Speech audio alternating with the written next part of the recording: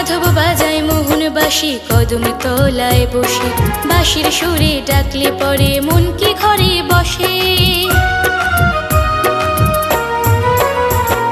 মাধব বাজায় মোহন বাঁশি কদম তলায় বসে, বাঁশির সুরে ডাকলে পরে মন কি ঘরে বসে।